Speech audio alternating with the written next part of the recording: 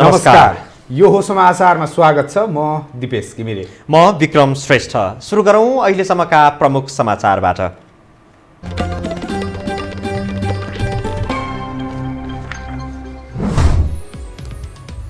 सहमतिको 24 घण्टा पनि नबित्दै नेकपामा सङ्कट बल्झिएको सङ्केत, फुटको सङ्घारमा पुगेको महासचिव पौडेलको प्रतिक्रिया।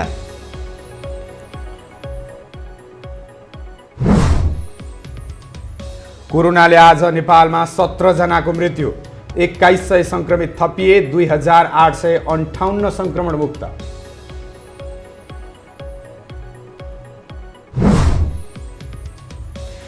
पशुपति आर्यघाटमा शव जलाउन घण्टौं कुर्नुपर्ने बाध्यता, समस्या समाधान गर्न विकास कोषले देखाएन चासो।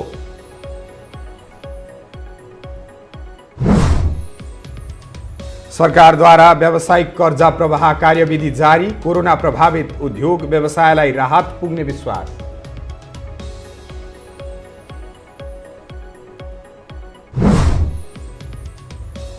र Nepali leg spinner Sandeep Lamichhane Big बासको 10औं संस्करणमा अनुबन्धित होबार्टबाट उत्कृष्ट प्रदर्शन गर्ने अपेक्षा।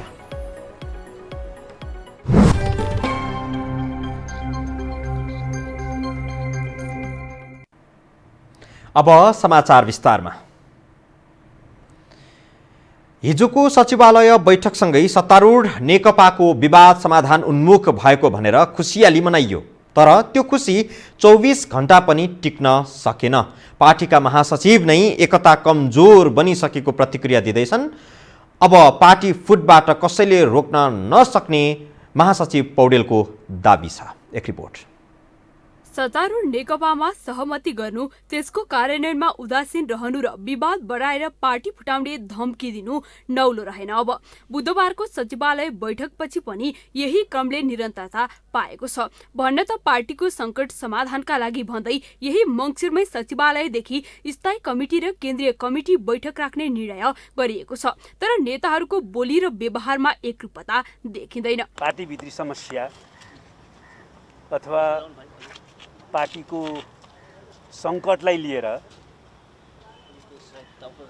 त्यसको निवारण सम्बन्धी विषयमा छलफल गर्न आजको सचिवालयको बैठक राखिएको थियो र आजको सचिवालयको बैठक सम्पन्न भएको छ। यस बैठकले कमरेड अध्यक्ष केपी शर्मा ओलीले पनि आफ्नो तर्फबाट अर्को प्रस्ताव प्रस्तुत गर्ने हुनुभएको कुरा सचिवालयमा जानकारी गराइएको छ।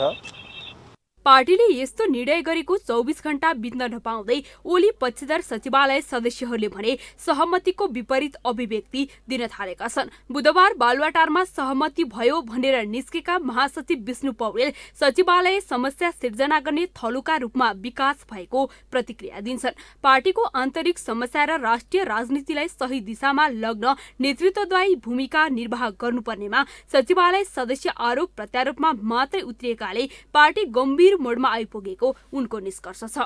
पार्टी पंक्तिको चाहना विपरीत, आम नेपाली जनताको चाहना विपरीत, कम्युनिस्ट आन्दोलनका सबै तहका अभियन्ताहरूको चाहना विपरीत केही अनपेक्षित अभिव्यक्तिहरू, अनपेक्षित घटनाक्रमहरू घटित भएका छन्। म के चाहन्छु भनेदेखि सीमा बाहिरका, मर्यादा बाहिरका, तथ्यभन्दा बाहिरका अभिव्यक्तिहरू वा त्यस खालका क्रियाकलापहरू रोकियोन्। पार्टी तथ्य को जगमा उभिएर सही निष्कर्षका साथ अगाडि बढोस्, त्यसका निम्ति हामीले भूमिका निर्वाह गर्न सकौँ। मेरो त्यो चाहना हो र त्यसका निम्ति मेरो प्रयास केन्द्रित छ। म त्यस हिसाबले भूमिका निर्वाह गर्न चाहन्छु। बुधबारको सचिवालय बैठकमा समेत नेतृत्वले ठिक ढङ्गले जिम्मेवारी निर्वाह गर्न नसकेको दावी गर्छन् महासचिव पौडेल। कोर अफ द लिडरसिपका रूपमा मान्यता पाएको सचिवालय नै सङ्कटग्रस्त अवस्थामा पुगिसक्दा समेत नेताहरू पार्टी विभाजन नहुने अभिव्यक्ति भने दिन छाड्दैनन्। तर कतिपय विश्लेषक भने तत्कालीन एमाले र माओवादीको अप्राकृतिक गठबन्धन ढिलो चाँडो धराशायी हुने दावी गर्छन्। यो टेलिभिजनका लागि कान्तिनी उपानेको रिपोर्ट। नेकपाका दोस्रो तेस्रो तहका नेताहरूले पनि अब एक भएर बस्न नसक्ने अभिव्यक्ति दिन थालेका छन्। विशेष गरी अध्यक्ष एवं प्रधानमन्त्री केपी शर्मा ओली निकट नेताहरूले पार्टी एकतामा भएका सहमतिलाई अघि बढाउन नसक्ने सङ्केत सामाजिक सञ्जालहरूमा गरेका छन्। एक रिपोर्ट। सत्तारूढ नेपाल कम्युनिस्ट पार्टीको शीर्ष नेतृत्वले विवाद मिल्न लागेको संकेत गरे पनि दोस्रो तेस्रो तहका नेताले मिलन बिन्दु भेट्न कठिन भएको अभिव्यक्ति सामाजिक सञ्जाल मार्फत दिइरहेका छन्। अध्यक्ष पुष्पकमल दाहाल र वरिष्ठ नेता माधव नेपाल पक्षधर नेताहरू अर्को पक्षसँग असन्तुष्टता देखिएका छन् नै अध्यक्ष केपी ओली निकटस्थ भने यही स्थितिमा पार्टी एकतामा भएका सहमति अघि बढाउन नसक्ने तर्क गरिरहेका छन्। पार्टीभित्रको विवादमा महत्त्वपूर्ण भूमिका निर्वाह गर्दै आएका नेकपाका लुम्बिनी प्रदेशका मुख्यमन्त्री एवं स्थायी कमिटी सदस्य शङ्कर पोखरेल यसो भन्छन्। पार्टी एकताको भावना विपरीत आएको एकल प्रस्ताव फिर्ता गरेर साझा प्रस्ताव बनाउनु पर्नेमा सचिवालय बैठकले प्रधानमन्त्री समेत रहेका प्रथम अध्यक्षलाई बैठकमा अर्को प्रस्ताव ल्याउन समय दिएछ। पार्टी एकताले पूर्णता नपाउँदै समानान्तर दस्तावेज बाटो एकातर्फको बाटो अवश्य होइन। 10 दिनको समयलाई एउटै दस्तावेज बनाउने काममा सदुपयोग गर्न सचिवालयका कमरेडहरू गम्भीर बन्नुहोस्, अर्थात् महासचिवको भनिएको सार्वजनिक प्रस्तावले लखेट्न सुरु गर्नेछ। प्रधानमन्त्री एवं नेकपाका अध्यक्ष केपी ओलीको कार्यशैलीलाई लिएर अर्का अध्यक्ष पुष्पकमल दाहालले गत शुक्रबार 19 पेजको आलोचनात्मक सुझाव पत्र पेश गरेपछि ओली पक्ष निकै आक्रोशित देखिएको छ। उनीहरू विधि पद्धति र बैठक नै भुलेर सामाजिक सञ्जाल मार्फत आक्रोश र कुण्ठा पोखिरहेका छन्। ओली पक्षले त्यसलाई भ्रमपूर्ण र अराजनीतिक भनेको छ। प्रस्ताव फिर्ता लिने दबाब बिच्ने बुधबार नेकपाले सचिवालय बैठक राखेको थियो। सोही बैठकमा अध्यक्ष ओलीले लिखित पत्र नै पेश गरेका थिए, जसमा दाहाल पक्षले आफूलाई हटाउने रणनीति अपनाएको भन्दै त्यसको कारण माग गरेका थिए। साथै उनले दाहालको प्रस्तावलाई अपमानजनक र घटिया आलोचनाको संज्ञा समेत दिएका छन्। तर दाहाल पक्षका नेता भने अध्यक्ष ओलीले कार्यशैली नसुधारे पार्टी थप सङ्कटमा पर्ने प्रतिक्रिया दिन्छन्। अब त्यो सहमति त ब्रेक हुँदै आयो अनि म 1 नम्बरको अध्यक्ष हुँ, म सिनियर अध्यक्ष हुँ भन्ने जस्ता अभिव्यक्ति दिनुले के गर्छ भने अर्कोलाई अपमान गरेको ठहर छ। अर्को त चाहिँ होइनस्, त सिनियर, म कार्यकारी हुँ। अस्ति मात्रै पनि तपाईँले सुनिहाल्नुभयो, सङ्घुवा सभामा भाषण गरेको छ नि, देखियो नि, टेलिभिजनमै देखियो कि म अध्यक्ष भएपछि तपाईँहरूलाई के को पिर होइन भन्ने जस्ता अभिव्यक्ति। हामी अध्यक्ष छौँ, 2 जना अध्यक्ष छौँ, पार्टी यसरी चलाएका छौँ भन्ने कुराहरू उहाँ कहिले पनि आएन। उहाँलाई म भन्ने कुराहरू मात्रै आयो, त्योभन्दा पछाडि केही पनि देखिएको छैन। त्यस कारण यो स्थिति, यस्तो गम्भीर हुनुको पछाडिको स्थिति चाहिँ नि समझदारीपूर्वक काम नगर्नु, त्यसको मूलत विचारको जगमा आएको विचलन नै हो, विचारमा आएको विचलन नै हो। कहिले सरकारको काम कारबाही त कहिले पद्य भागमण्डा नमिलेको न्यू बनाएर पैठो जोरी गरिरहेका नेकपाका नेताहरू अन्तत विभाजनमा जाने तयारीमा देखिएका छन्। अझ कतिपय त किता छुट्याएर यो पद पाउँछु भन्ने आशामा समेत बस्न थालेका छन्। यो हो टेलिभिजनका लागि कान्तिमो पानीको रिपोर्ट।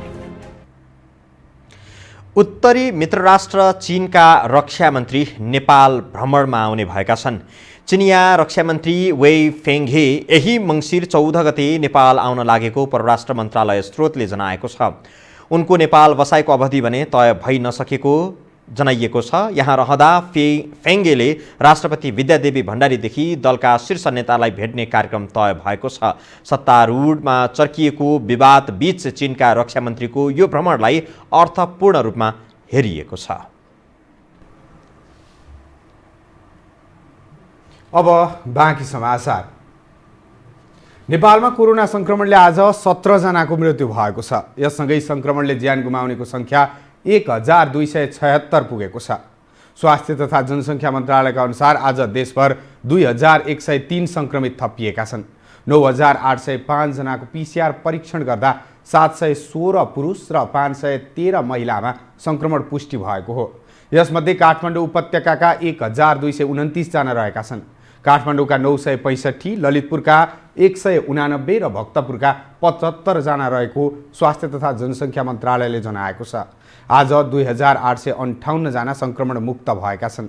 हाल देशभर आइसोलेसनमा 28106 संक्रमित उपचाररत रहेका छन्।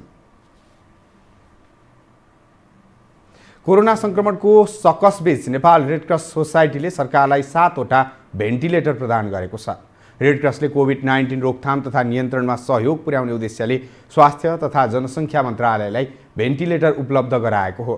बिहिबार रेडक्रसकी उपाध्यक्ष शर्मिला कार्कीको नेतृत्वमा मन्त्रालयमा पुगेको टोलीले मन्त्री भानुभक्त ढकाललाई भेन्टिलेटर उपलब्ध गराएको हो। मन्त्री ढकालले भेन्टिलेटर 7 प्रदेशका अस्पतालमा उपलब्ध गराउने जानकारी दिनुभयो। बिरामीहरू अझ बेसी केन्द्रित भएर आउने ठाउँहरूमा हामीले यी सामग्री पठाइयो भने अधिकतम मान्छेले सेवा लिने कुरा चाहिँ त्यतिखेर सुनिश्चित हुन्छ भनेर हामीले प्रत्येक प्रदेशमा पुर्याउने। त्यो प्रत्येक प्रदेशमा पुर्याउँदाखेरि त्यहाँको ठुलो अस्पतालहरूमा लगियो भने धेरैभन्दा धेरै बिरामीहरूले चाहिँ सेवा लिन पाउँछन्। रेडक्रसले उपलब्ध गराएको मध्ये एक भेन्टिलेटर बागमती प्रदेश अन्तर्गत काठमाडौँमा रहने शुक्रराज ट्रपिकल तथा सरुवा रोग अस्पताललाई आजै उपलब्ध गराइएको छ। हामीसँग समाचार अझै बाँकी छन्, अहिलेलाई विश्राम।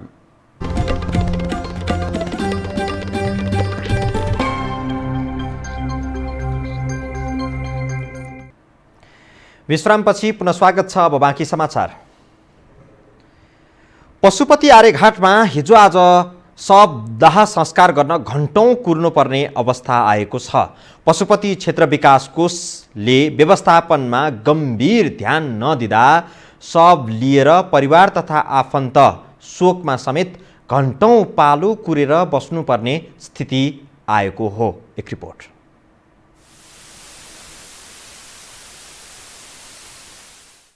यो दृश्य हो पशुपत क्षेत्र स्थित आर्यघाटको।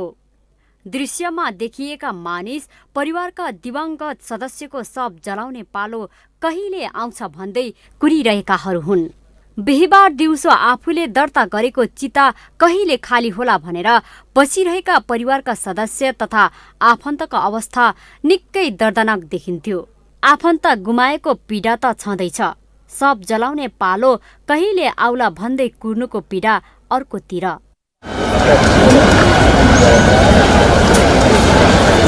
केही दिन यतादेखि आर्यघाटमा शव जलाउन घण्टौं कुर्नुपर्ने बाध्यता छ सर्वसाधारणलाई। दैनिक 40 देखि 45 शव आउँदा जलाउन समस्या भएको पशुपति क्षेत्र विकास कोषको भनाइ छ।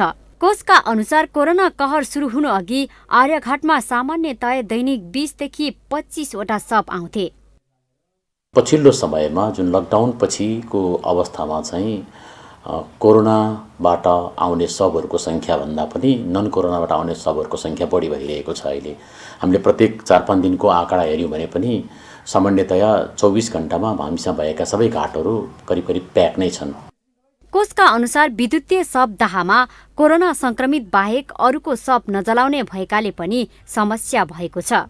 पछिल्लो चरणमा चाहिँ भएको छ यस्तो। अहिले किन हो भने यो मङ्सिर लाग्नुभन्दा तिहारभन्दा अगाडि दसैँतिरदेखि नै चाहिँ अलिकति शवहरूको सङ्ख्या बढेको छ। वास्तवमा 18-20 वटा चितामा सधैँभरि 40-45 वटा शवहरू जल्दैन थियो। अप्टिमम 30 वटा 25-30 वटासम्म आउने क्रम थियो। अप्टिमम आएको बेलामा नत्र 12-15 वटाले सकिन्थ्यो एउटा नियमित प्रक्रियामा हेर्दाखेरि। तर यो चिसो बढे सँगसँगै काठमाडौँमा शवहरूको सङ्ख्या चाहिँ बढेको छ र ती सबै शवहरू पशुपतिमै आउने भएको हुनाले त्यो सङ्ख्याको कारणले गर्दा आउने शवहरूलाई लाइन बस्नुपर्ने कन्डिसन चाहिँ छ। आर्यघाटमा शवको चाप बढ्दा पनि उचित व्यवस्था गर्न नसक्नु कोषको कमजोरी हो। त्यसैले पीडामा परेका सर्वसाधारणलाई झन पीडा दिने काम तुरुन्त बन्द गर्नुपर्छ। यो हो टेलिभिजनका लागि क्यामेरामा सिरज श्रेष्ठका साथमा लीलामाया ठटाल, काठमाडौँ। सन् 2020 को सुरुमा भ्रमण वर्षको उत्साहले हौसिएको नेपाली पर्यटन क्षेत्र कोरोना संक्रमणका कारण 1 वर्ष ठप्प छ। पर्यटन व्यवसायी आफूहरू पलायन हुने स्थितिमा पुगेको गुनासो गरिरहेका छन्, तर सरकार भने बेखबर बनिरहेको छ। नेपालमा आकर्षक प्रतिफल दिने क्षेत्र पर्यटन व्यवसाय कोभिड-19ले सबैभन्दा थिलो भएको छ। पर्यटनसँग सम्बद्ध होटल व्यवसाय, पैदल यात्रा, आरोहण, र्याफ्टिङ, पर्वतीय खेलकुद लगायतका गतिविधि पूर्ण रूपमा बन्द जस्तै छन्। केही मात्रामा आन्तरिक पर्यटकका लागि सहज भए पनि बाह्य पर्यटकका लागि भने अझै वातावरण बन्न सकेको छैन। पर्यटन व्यवसायी त्रिपाल गुरुङ विदेशबाट नेपालमा पर्यटक ल्याउने वातावरण तत्काल बनाउनु पर्ने बताउँछन्। विगतको जस्तो पुरै बन्दाबन्दीको सम्भावना नरहेकाले नेपालमा पर्यटकीय क्षेत्रको गतिविधि क्रमशः बढाउनुपर्ने उनको भनाइ छ। केसेसहरूलाई कसरी कम्ती गरेर विदेशीहरूलाई चाहिँ एउटा आउने के अरे कम्फर्टेबल वातावरण बनाउने होइन। अब त्यसको लागि अरू धेरै कुराहरू गर्नु छ, त्यति सहज छैन होइन। के अरे यो आजको भोलि हुने कुरा होइन, किन भन्दा यो अहिले झन्डै 9 महिना बित्न लागिसक्यो। हामी जुन अवस्थामा थियो त्योभन्दा धेरै बढ्दै गइरहेको छ होइन। के अरे अहिले हाम्रो आम नेपाली नागरिकमा चाहिँ जनचेतनाको धेरै जरुरी छ जस्तो लाग्छ मलाई। यता नेपाल पर्यटन बोर्डका प्रमुख कार्यकारी अधिकृत डाक्टर धनञ्जय रेग्मी पनि सतर्कता अपनाएर पर्यटन व्यवसाय सञ्चालन गर्नुपर्ने धारणा राख्छन्। विश्वव्यापी बनेको कोरोना भाइरसका कारण धराशायी बनेको पर्यटन क्षेत्रलाई सुरक्षा मापदण्ड अपनाएर अगाडि बढाउनुपर्ने उनको भनाइ छ। 14 दिनसम्म क्वारेन्टाइनमा बस्ने गरी कुनै पनि पर्यटन नआउने कुरालाई मध्यनजर गर्दै द्रुत गतिबाट कोरोना परीक्षण गर्ने वातावरण बनाउनु पर्ने उनको धारणा छ। ट्राभल एजेन्सीहरूलाई रिस्पोन्सिबल बनाएर सबै पर्यटनहरू खोल्नुपर्छ भन्ने सोचाइ लिएर अगाडि बढेका छौँ र सँगसँगै अब कसैलाई केही भइहाल्यो नेपालमा आइसकेपछि भन्ने हो भने त्यो बेलामा कोभिड केयर सेन्टर भनेर हामीहरू त्यो अब गभर्मेन्टबाट हुने आफ्नो ठाउँमा छँदैछ, तर हामीले चाहिँ कोभिड केयर सेन्टर भनेर विभिन्न होटलहरूले तपाईँको क्लिनिकसँग हस्पिटलसँग कुनै भनौँ स्वास्थ्य संस्थासँग सहकार्य गरेर डक्टरको रेगुलर भिजिट हुने र अब क्लाइन्टहरूलाई पनि विदेशी पर्यटक बिरामी हुँदा उनीहरूलाई होटलमा राखे पनि हस्पिटलको सुविधा दिएर हेर्ने भन्ने खालको मेसेज दिन खोजिरहेका छौँ। विगतको जस्तो पुरै बन्दाबन्दीको सम्भावना नरहेकाले नेपालमा पर्यटकीय क्षेत्रको गतिविधिले क्रमशः गति लिन थाल्ने विश्वास गरिएको छ। सरकारले स्वास्थ्यका विभिन्न मापदण्ड पूरा गरी थप पर्यटन क्षेत्रलाई प्रोत्साहन गर्न जरुरी देखिन्छ। अब पालो आर्थिक समाचारको।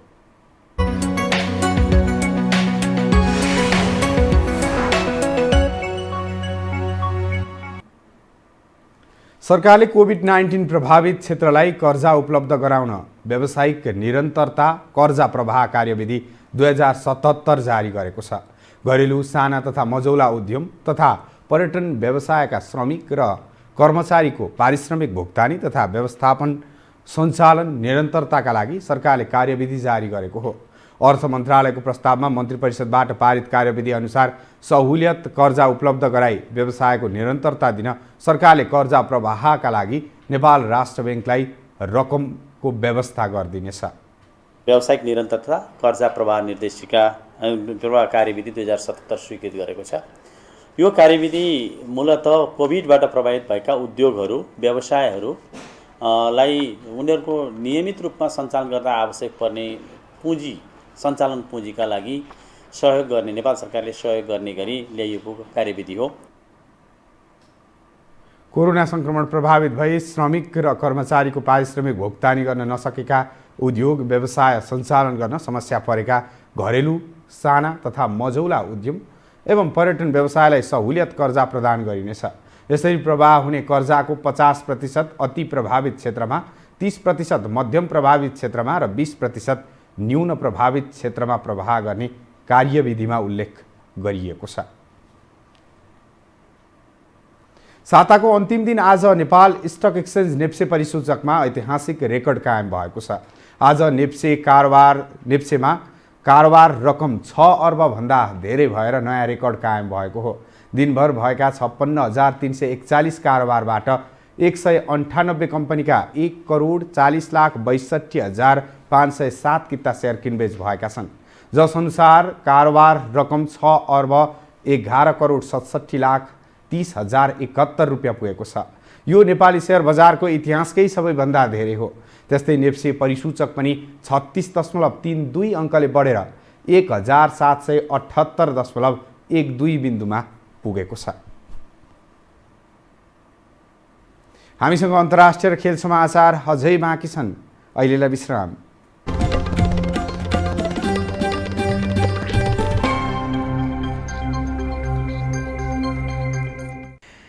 विश्रामपछि पुनः स्वागत छ। अब अन्तर्राष्ट्रिय समाचार।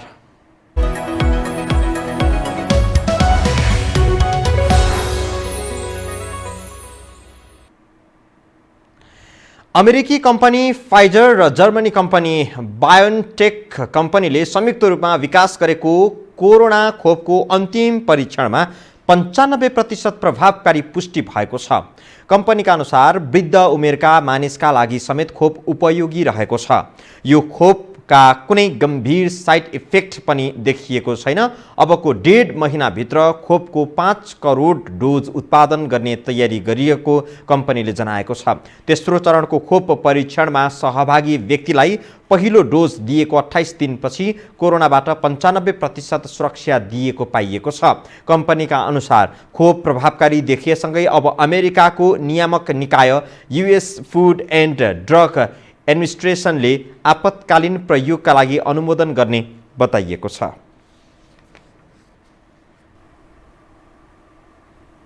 अब पालो खेल समाचारको।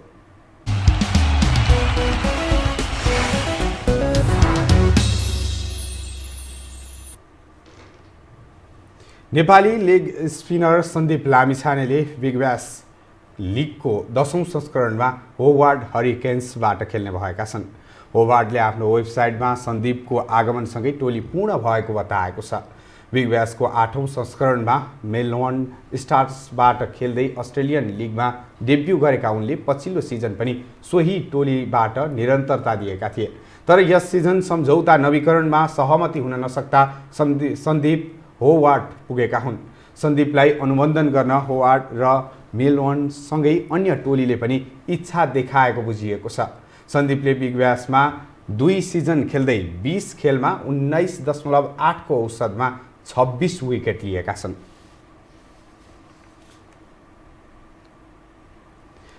खेल समाचारसँगै हामी यो समाचारको अन्त्यमा आइपुगेका छौँ। जाँदा जाँदै प्रमुख समाचार पुनः एकपटक।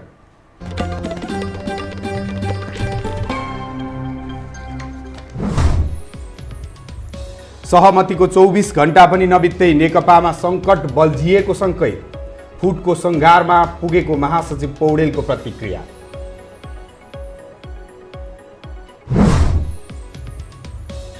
कोरोनाले आज नेपालमा 17 जनाको मृत्यु, 2100 संक्रमित थपिए, 2858 संक्रमण मुक्त।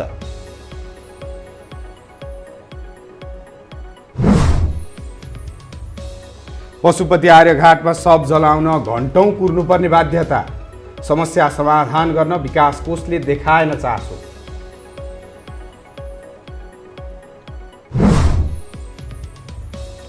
सरकारद्वारा व्यावसायिक कर्जा प्रवाह कार्यविधि जारी, कोरोना प्रभावित उद्योग व्यवसायलाई राहत पुग्ने विश्वास।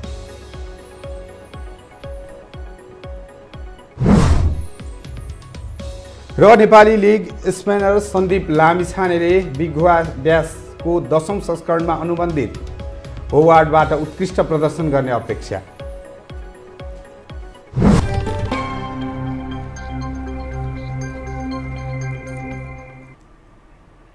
हवस् त यो समाचार सकियो। समाचार बुलेटिनका साथै यो टेलिभिजनका सम्पूर्ण कार्यक्रम यो टेलिभिजन.com, यो खबर.com, युट्युब र फेसबुकमा पनि पढ्न र हेर्न सक्नुहुनेछ। मोबाइलमा यो टिभी एप डाउनलोड गरी हामीलाई प्रत्यक्ष हेर्न सक्नुहुनेछ।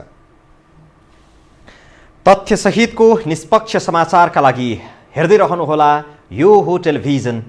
नमस्कार।